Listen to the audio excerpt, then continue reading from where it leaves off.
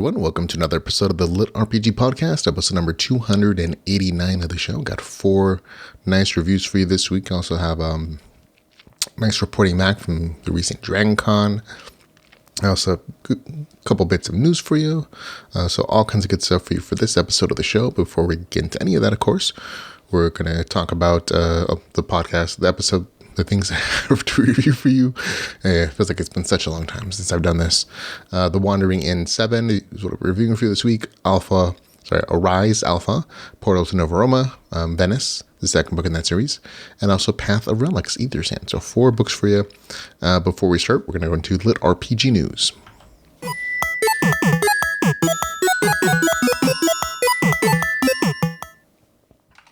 Okay, I'm going to start off first with DragonCon. DragonCon was at the beginning of September.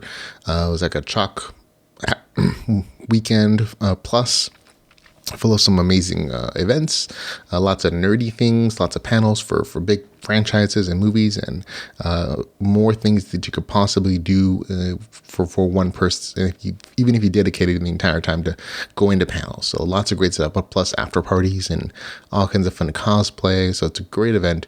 I normally go for the podcast as an author to go hang out with LitRPG authors though, and so that was primarily my focus. There were actually a lot more panels this year than last or in any other year previously that focused on LitRPG specifically. The fantasy track coordinator did an amazing job of staying connected to some other LitRPG authors, and I guess she appreciated what we were bringing. So we had a number of panels, including basic ones like what is LitRPG, what its appeal is, but also connecting it to science fiction concepts and what game mechanics in particular. There are also LitRPG authors on non-LitRPG specific panels. The fantasy dating game show was a highlight for me personally, just because one of the panelists on there who was Michael Chatfield, who role played as his character Rugrat up against some other fantasy writers, and they tried to woo a female fantasy author who was role playing as her character. So it was a very fun thing. Had a blast watching it. Michael Chatfield did an amazing job role-playing as his character, so much so that the audience didn't realize that the Midwestern accent he was using for his character wasn't his actual accent. So they were doubly fun. He also, I think, got the nickname America's Ass for his work there. Even showed up on the DragonCon front page, I think, at some point. So good job for you, Michael. In addition to seeing Michael Chatfield, of course, there was the entire Shadow Alley press group. James Hunter, his family, and all of his authors that were out selling books and signing them, but also mingling and talking on panels and stuff. Amazing group there. Also Mountain No Press, Dakota Kraut, and his slew of authors all showed up as well, of course, also at selling books, doing fun stuff. So it was great to see him as well. And Dennis Shinniffin showed up. There are plenty of fun authors and even some narrators like Steve Campbell. I also want to give a quick shout out to Jeff Hollingsworth, who was a fan of the show, of our podcast, and also of the writer side of things, and also a fan of a number of other LitRPG authors. He showed up, was very supportive, even passed along a nice gift at the podcast as a thank you for our work. So I just want to give him a nod of appreciation for his support for the podcast and all of the LitRPG authors that I'm sure he probably went back with stacks and stacks of books to his home. He is that kind of fan. So thanks for all the support. And of course, met Jez Kalihu, his book I'm actually reviewing this week on the podcast, but I'd reviewed it before I even met him. So he took the time to fly way over here and hang out and stuff. And there's just more authors that I can even begin to name. We'll throw in some videos, of course, and some pictures throughout the show for the section, just so you can see the folks that were there. So had a wonderful time, and actually look forward to going back again next year. So if you happen to be there for DragonCon next year, book now. It gets filled up rather quickly. Okay, on to other things that aren't DragonCon related. We only have one other news article. Happened to just find out about this just really recently. Cindy Co-op, author of a number of clean and family-friendly LitRPG stories, has a Kickstarter campaign for a game called Stellari. The game is based on two of her novels, like Hurting the Wind and Into the Open. The explanation for the game mechanics, and it seems like it's a relatively simple-looking game here with playtesting. There are a number of nice reward tiers, including like ebooks and game pieces and other things you need to play the game. So I definitely recommend go checking it out. If it's not a particularly large Kickstarter goal, I think it's like $725 US.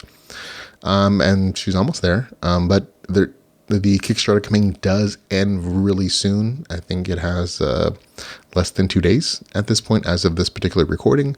So definitely go check it out and go support her so we can get this game off its legs. We, as a podcast, donate to support her. We always try to support as many Liberty authors and their various projects that they produce, because we love the genre. We love our authors in the genre. So definitely go check it out. At least see if it's interesting enough for you to give a couple coins to. There you go. Okay, on to a very long list.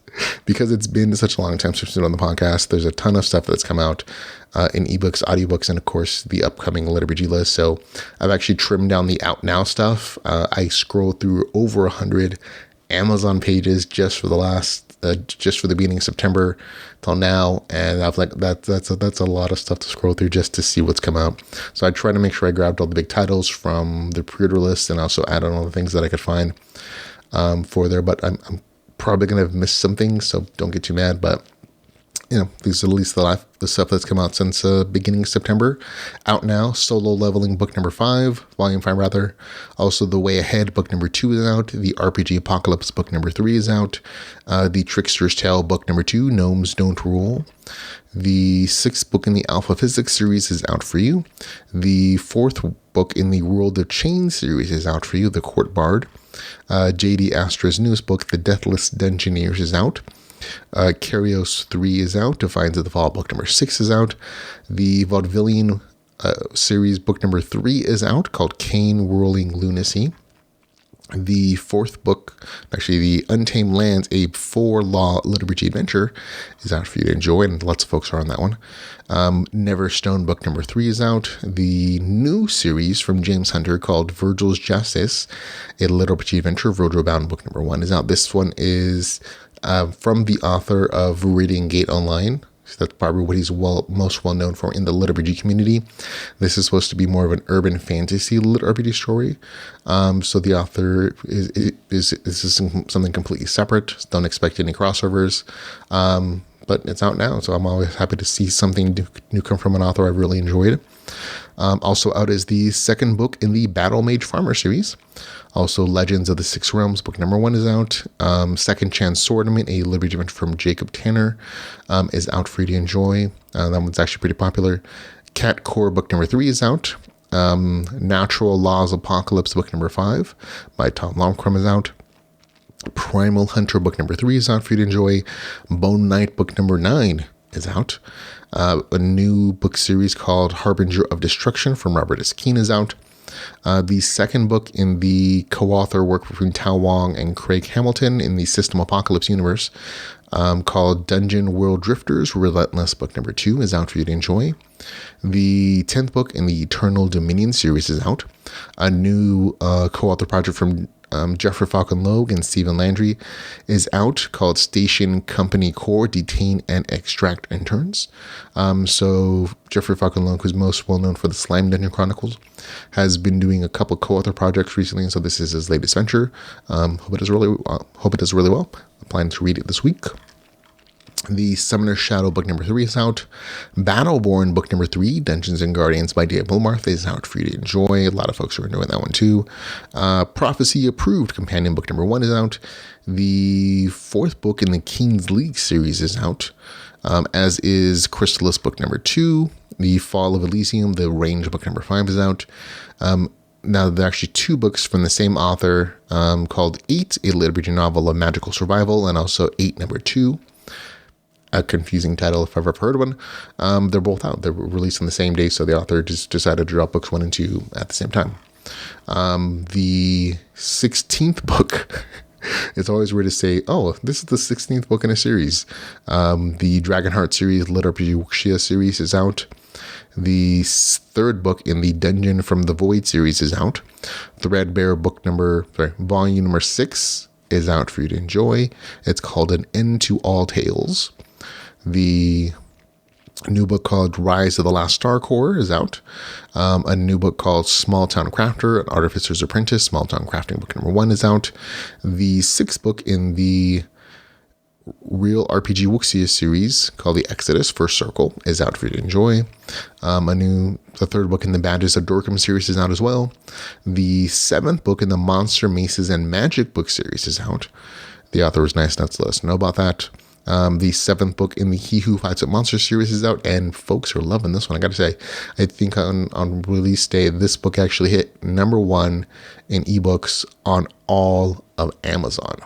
The entirety, not just in a particular category, not a weird, quirky subgenre, the entirety of all Amazon books, He Who Fights at Monsters, book number 7, hit number 1. So just keep that in mind.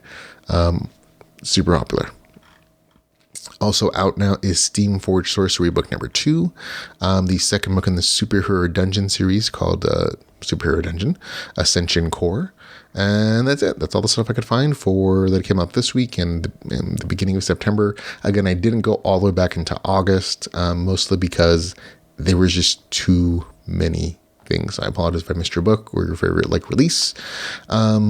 But that's what it is. I got most of the audiobooks that I caught in the last since the beginning of August. So it's a much shorter list of things that releases audiobooks. Like I said, I went through over 100 listings on Amazon just to get what I got for the ebooks though. So here are the new LitRPG audiobooks that have come out that I could find, including Legendary LitRPG in All Genres LitRPG Anthology, 28 LitRPG authors of varying degrees of crunchiness, I'll admit. So there you go for a credit. So definitely check it out. But again, remember, there are short stories. The 6th rune in the Divine Apostasy series is out. The Chosen One Prophecy Proof Companion book number 1 is out as an audiobook. Dungeon Item Shop volume 3 is out. The Character Creation Mystic Season upload book is out as well. Portal to Novoroma. It's out as an audiobook here. I'm actually reviewing on the podcast this week the 2nd book in that series, but that's the ebook.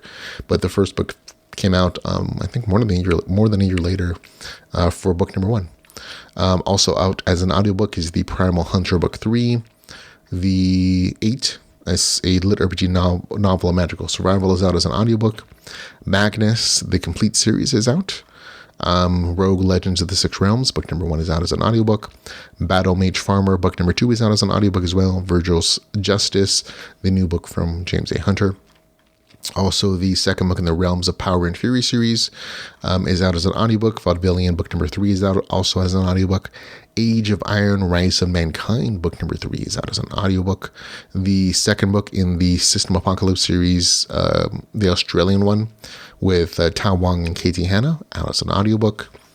The Kairos book number 3 is out as an audiobook. Deathless Dungeon also out as an audiobook. The Mechanical Crafter book number 3, written by yours truly, is out as an audiobook as well. At this point, I released it in the middle of August, so it's been out for a couple of weeks already, or almost a month at this point. So definitely go check that out if you haven't had a chance. Cultivator vs. System book number 2 out as an audiobook. The Towers of Somnus book number 2, as is The Way Ahead book number 2. Also, The Storm's Rage, Age of Doom, book number 1 by A.R. Holloway out as an audiobook. The Black Centurion, also out. Tiny Souls is out as well. Fluff, a wholesome LitRPG Fluff, book number 1 book. I haven't heard of it before, to be honest, but it's out as an audiobook, so if you like wholesome stuff, that might be something for you. Tooth and Paw, Fate and Freedom Online, book number 1, out as an audiobook. Dungeon Walkers, book number 3, out more recently. In the System, book number 4, Overlord of the Dungeon, out as an audiobook. Now, these next couple are actually just things that came out as of today and yesterday. The Dungeon Slayer, book number 4, out as an audiobook. He Who Fights at Monsters, book number 7. Apocalypse Nights 3. And there you go. Those are all the stuff that I can find out in the last month that have been released for LitRPG audiobooks. On to upcoming LitRPG. This is just the section where I read off the stuff that I found for the rest of this month and into October. Stuff that is already out in pre-order. And again, this is it's a lot of slogging through Amazon to find these things, but a lot of folks really appreciate the schedule, knowing when their favorite stories are coming out, knowing how to plan their pay schedules to buy all these books that they really enjoy. A lot of times audiobooks also come out at the same time if they're scheduled appropriately. But this is just a list of ebooks that I found on Amazon that have pre-orders. So here we go. On September the 15th, it'll be The Delving Bard, World of Chains, book number 5. On September the 17th, it'll be Nomad Healer. On September the 18th, it'll be Chrono Templar, book number 2. On September 22nd, a new book called Broken Interface, a post-apocalyptic lit RPG progression fantasy. On September 25th, Tower Apocalypse, book number 2. September 26th, it'll be Prism Academy Demis, a LitRPG Superstar Adventure. I think it's the second book because there's a giant 2 on there, but it isn't clear on the title. On September 27th, that is My Best Friend is an Eldritch Horror, book number 1. On September 27th, that is Deathless Dungeoneers, book number 2 by J.D. Astra. On September 27th as well, it'll be The Temperamental Enchantress, a new home, book number 2. On September 27th, it'll be Savage Webs, Apocalypse Cultivation, book number 2 by Blaze Corbin. So looking forward to seeing that one. On September 27th, it'll be My Best Friend is a Eldritch Horror, book number 1. I think I just said that, never mind. September 28th, it'll be Fury, a Unbound, book number 4. September the 30th, it'll be Mirror World, book number 5, which I think might be the last in that series. October the 1st, it'll be Awaken Online, Armageddon. On October the 2nd, it'll be Salvos, book number 8. October the 5th, it'll be Halloween Core, a holiday dungeon core novella by Jonathan Brooks, who does nothing but LitRPG dungeon core stories now. On October the 11th, it'll be A Dream of Wing and Flame by Cale Pellman. On October the 11th, it'll be The Hedge Wizard, book number 2. October the 12th, it'll be Alpha Rome, book number 5. October the 15th, it'll be Mana Harvest, book number 3. October the 18th, Breakers of Horizons, a new book and new series from a different author. October the 18th, Awakened the Heavenly Throne, book number 10. October 21st, it'll be book 4 of The Guardians of Astrofall. On October 25th, it'll be Harbinger of Vengeance. On October 25th, Cultivators versus the System, book number 3. October 25th, I Don't Want to Be the Hive Queen, book number 1. October 26th, Rourke, book number 3. October 31st, Endarken's Spire, the second book in the apocalyptic cultivation series called System Misinterpret by the very, very funny and very talented Ryan de Bruin. On October 31st, last that I could find, is Threat from the Deep, a Rise of Winter Wolf, book number 3. So those are all the things I could find on pre-order for the rest of September and all of October. If you have something coming out that I happen to miss and it's out for pre-order, just send us a link to feedback@geekbystpodcast.com or at litrpgpodcast@gmail.com, or just message us on Facebook or Twitter, and we'll try to add it in this episode of the podcast. So there we go. So those are all the things I could find for ebooks, audiobooks, and stuff that's upcoming. On to new releases and reviews.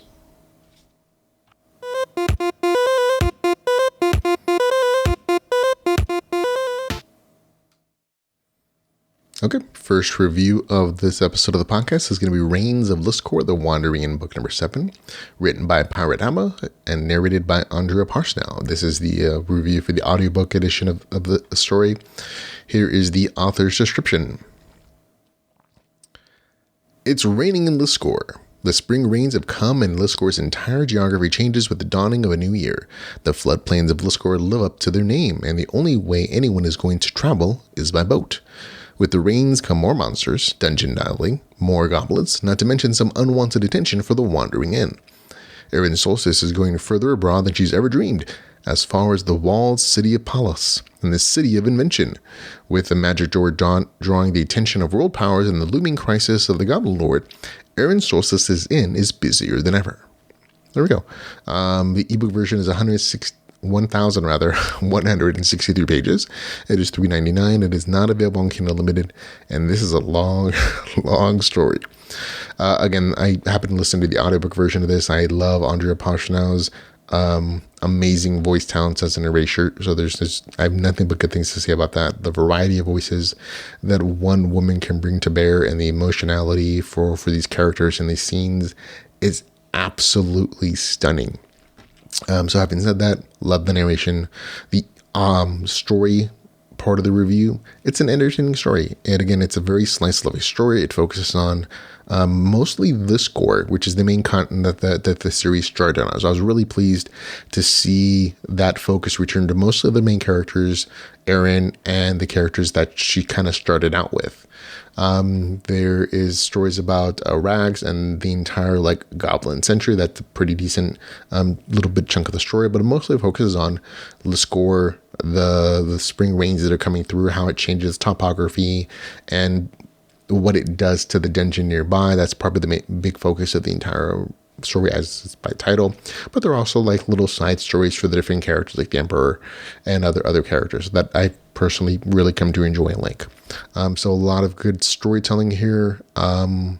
Not all the stories are connected, but again, it's okay. This is a slice of life series, which means that you're just following characters as they go through these little adventures, and they have these little story arcs. And it's just entertaining. It's what you have to come to expect from this series. Remember, this is a very, very long series that's well beyond book number 7 by this point. I think it's like book 11, book 12 or something on the author's website, which is why it's also not available on Kindle Unlimited, because there's exclusivity required for that particular Kindle Unlimited program. But the stories are there for free. The audiobook, nope. If you want to enjoy the amazing narration of Andrea Posnow, you can only get it here. Of course, it's on ACX and Audible, so go check that out. I think it definitely adds an amazing layer of enjoyment if you like a narrator, and I love this narrator. She's amazing. So good stories through all. Gets an 8 out of 10 for me. It's just really a great story that continues to really impress and really be enjoyable for everybody who kind of listens to it at this point. So that's Reigns of Liscor, The Wandering Inn, book number 7 with a score of 8 out of 10. Thought it was great. Okay, the next up is going to be Arise Alpha, a dark LitRPG adventure written by Jez Cahill. I might be saying the last name wrong. I never actually asked him. It is 382 pages, $5.99. It's available on Kindle Unlimited. I again did listen to the audiobook version for this, which comes in at 21.5 hours. Here's the author's description. When you steal $100,000 from some very bad people, the best way to survive is to stay small and quiet.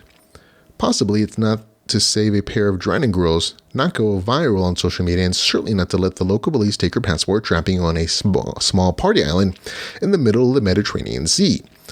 But Steve isn't the average guy. He's ex-military, ex-enforcer, and ex-human. He's a one-man nanite-fueled nightmare for those that cross the line, and he's decided that it's time to clean up his act. He's going to make up for things he's done and save the little guys. It's a nice fantasy, but even he has to admit it's really just a justification, because he's a very bad man with horrifying abilities, and he's only just learning what he's capable of. He needs a reason to not go down the dark, and if that's hunting down the creatures of the night and beating them to death with their own femurs. Well, he's just the man for the job. Stolen money, Greek islands, werewolves, and enforcers. What could possibly go wrong? There we go. Actually, a very nice description of the story. You will note the lack of described RPG progression there, and that's going to be something that kind of draws the story down a little bit. This is a LitRPG story. There is eventually some RPG progression of a kind. The main character, and this like minorly spoiler, but it is necessary to describe the progression system. The progression system reminds essentially of like the main character gaining nanites from beating foes and like drawing them out of them. And he uses those nanites to develop his own abilities, whether it's going to be like hacking or increasing his ability to convert unprogrammed nanites or corrupted nanites so that they benefit him more, or just like increasing the rate of conversion or his own progression. There's like a ton of things that are related to like espionage and action. Like there's essentially like a bunch of skill tree options in that he has access to, whether it's stealth, action, hacking, ranger stuff, full on protection stuff, whatever the case is. So that exists in the story. This has RPG progression. There are plenty of numbers in there to kind of satisfy most people. However, the points of progression are very, there's a great distance between those points. So there's a lot of story that focuses around the other elements of the story, and then it's like occasion like, oh, here's a progression point. Here's a place where he's leveling up because he's developed enough ore. But there are kind of, for me at least, a little, I would have let us see more progression frequency, because it almost feels like, oh, every time he's going through a trouble and he can't handle, then there's just like a gigantic power up. And the powers he gets aren't necessarily like really, there is some decision tree making, but a lot of it's just like, oh, these are just cool powers he's going to use or advance or develop. So good stuff, but I wish there was just more of it as a crunchy RPG nerdy kind of guy. Most of the story, however, is very action oriented. I would describe it probably as 70% urban fantasy action adventure story, and then like maybe 10-15% LitRPG, and the rest is just like a bunch of other things that go in there. This is more of an upgrade system. The main character uses to defeat his enemies, takes their nanites, and the upgrades are nice. But again, there were just long stretches between some of those upgrade sections for me, including the beginning. I actually recall reading this, trying to read this rather as an ebook when it first came out, and not being able to get past like the first 15-20% because none of it has anything to do with LitRPG or any kind of progression system. So the beginning section is probably the hardest for me as an ebook reader, but as an audiobook listener, the narrator is just entertaining enough where it's like, oh, okay, I could just kind of not zone out, but like not have to worry about RPG stuff because the world description is fine.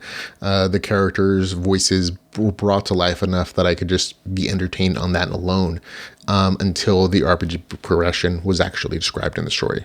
But again, that beginning part is probably a little more of a slog as an ebook reader if you're expecting something very LitRPG-ish right away, and it doesn't exist at the beginning of the story.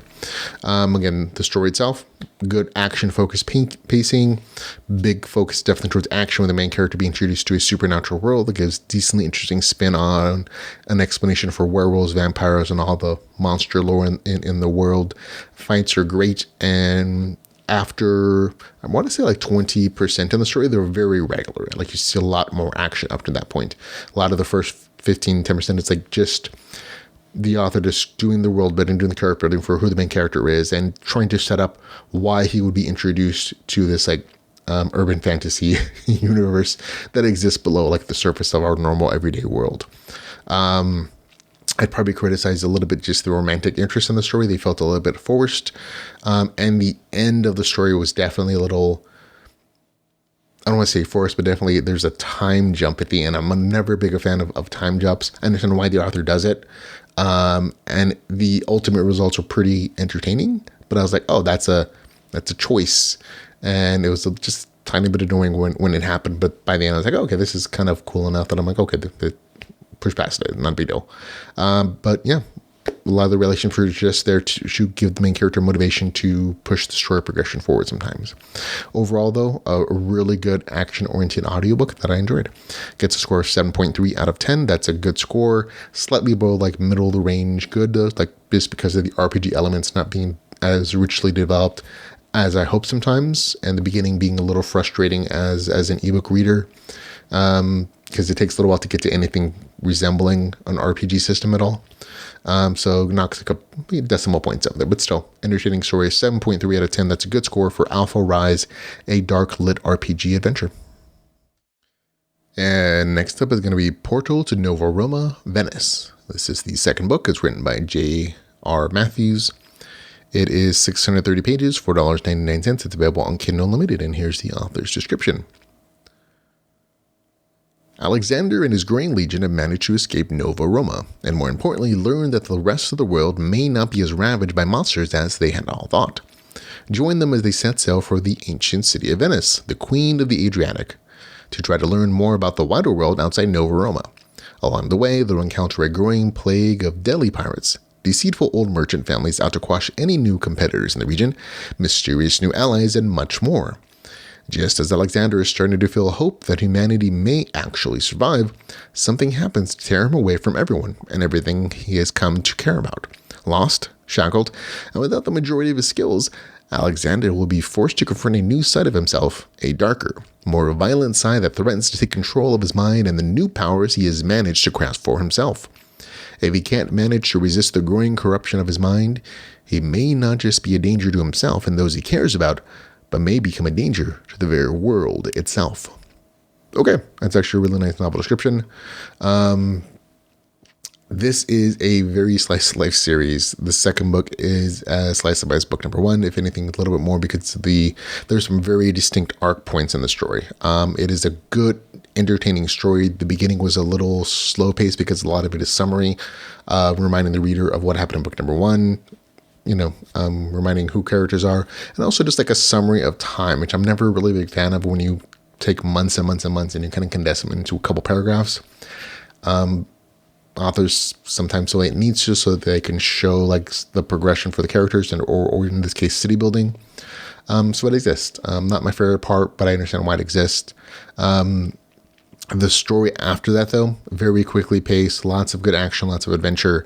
There are actually 2 distinct arcs here. One where the main characters travel to Venice, which is the name of the book, and their adventures going through the ocean, sea battles, creatures, pirates, good stuff there, trading, and RPG progression in the form of the main character and his units, his followers, for piracy or for trading or for dealing with like this new system and this new world, not the new system, but like a new port of entry with other survivors of humanity. So far up to this level in book 1, they'd only really had experience with like their local governments and their local units. Here they're seeing the author is really expanding into different locales into the world, and that means different histories, different units, different power distributions and classes and stuff, and all that is very nicely and entertainingly expressed. About midway through the story, that has a huge shift, and that is spoken about a little bit in the novel description, where the main character deals with corruption and losing his powers. And to me, that really felt like a hard reset on the main character because he literally loses all of his abilities because of an artificial forces, we'll say, that really literally strip him for access to his powers. He doesn't lose his stats or the things that he's leveled up in that respect, but he does lose access to the many classes that he's leveled up at this point and the many powers he's gone through that. And so he does kind of start over on this entirely new African continent and finds a whole new classification of corrupt monsters and entities, and that's a whole new arc that provides the second half of the story. And then after that, he returns to like the first arc a little bit. So it was a very interesting expression that really kind of summarizes the slight of life plot. Like, sometimes the author just goes along and he might get a little bored and stuff, and so he just takes a left turn sometimes in the story world to keep the story interesting. And I thought it continued to be interesting. Some readers don't like those left turns. But only it really does pan out, and it opens up a whole new opportunity. Eventually, he does get his powers back, but that's a whole part of the story arc that I enjoyed. So, good story overall. Again, it felt a little stretched in places, but it is what it is. So for me, it gets a nice, good, solid review score, 7.4 out of 10 for Portal to Novoroma, Venice. That's again 7.4, which is just a good, solid, middle of the road review score for me for Portal to Novoroma, Venice. Okay, last review of the show is going to be Path of Relics, Aether Shard, the Lore Seeker Odyssey book number 1, written by DJ Lejeune. It is 449 pages, $4.99. It's available on Kindle Unlimited, and here's the author's description.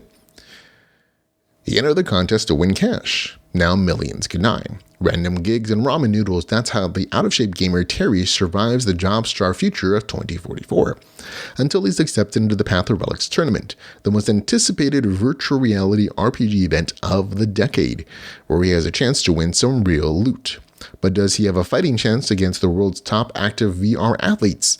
Not to mention the ancient dungeons, puzzles, scorpion wolves, and all too realistic NPCs the game world throws at him. And just how advanced is this portal rig that lets him physically experience the fantasy world as if he were transported there? Worse, could his suspicions be true? Are the strange and deadly malfunctions plaguing Manhattan somehow triggered by Path of Relics? Now, outmatched and exhausted, Kantari's mysterious ability to level up quickly and his meager martial arts skills help him avert catastrophe in the real world. And that, folks, is a very accurate description of the story. You'll notice there is this distinct lack of this is LitRPG with lots of crunchy numbers and classes and stuff. The story, I would say, very light on the RPG mechanics. We'll get into it a little bit. But it's most like a VR, I don't want to say quite cyberpunk story, although there are cyberpunk elements, but it's mostly just a competitive VR game story. So it is what it is. For me, I'll say that start off, the writing in the story isn't bad at all. Good, fine stuff there. No technical issues.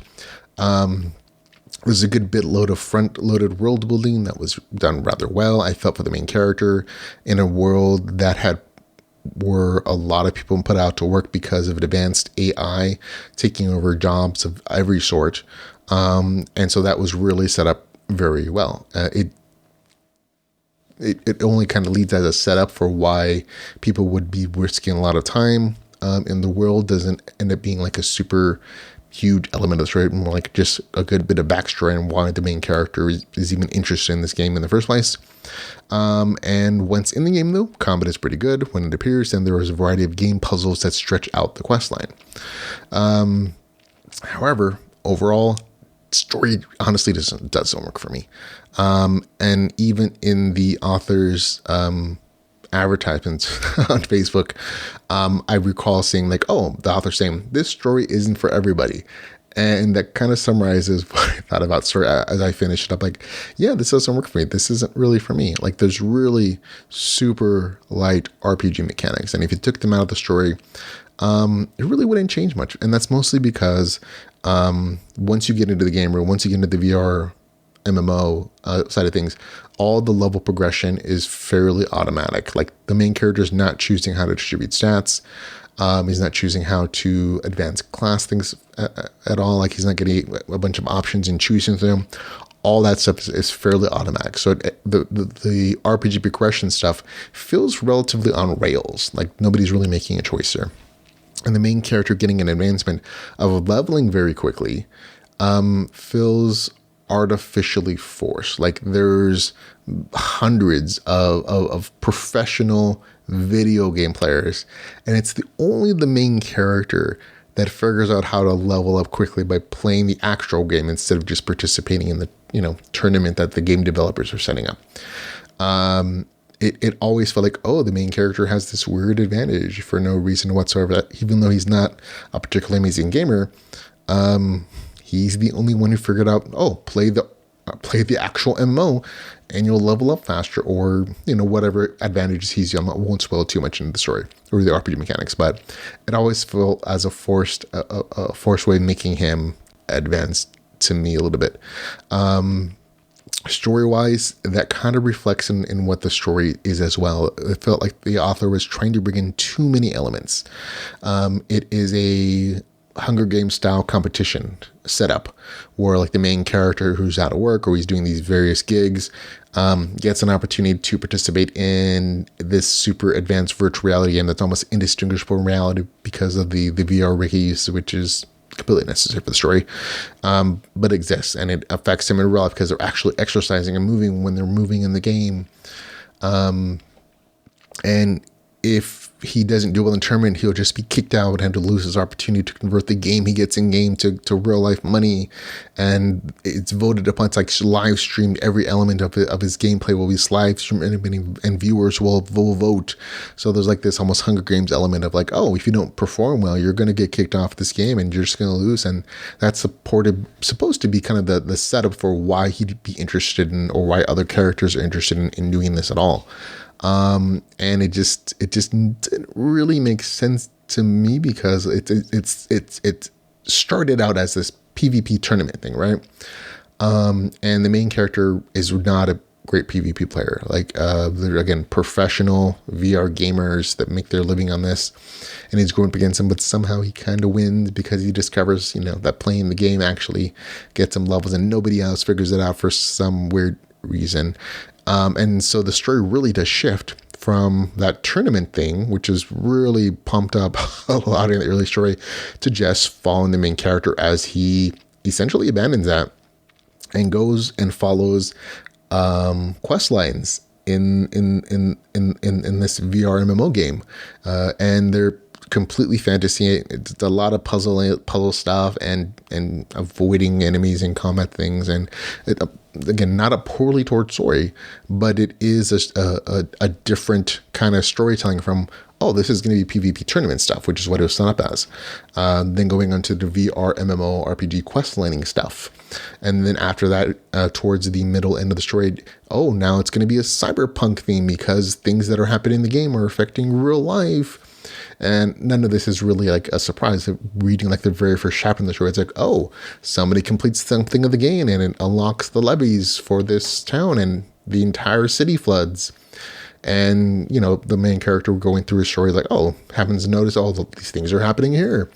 And again, for me as a reader, it stretches incredulity that nobody else in this world noticed that these game creatures are appearing here in the real world as like holograms stopping, you know, automated car stuff, or that, you know, the local nuclear power plant has been taken over. Like there are scenes in the show. It's like, oh yeah, there's really an AI intrusion here, but we're not going to report it because our efficiency in our plant is better. So we're just not going to talk about this, or, you know, other things like that, like the events.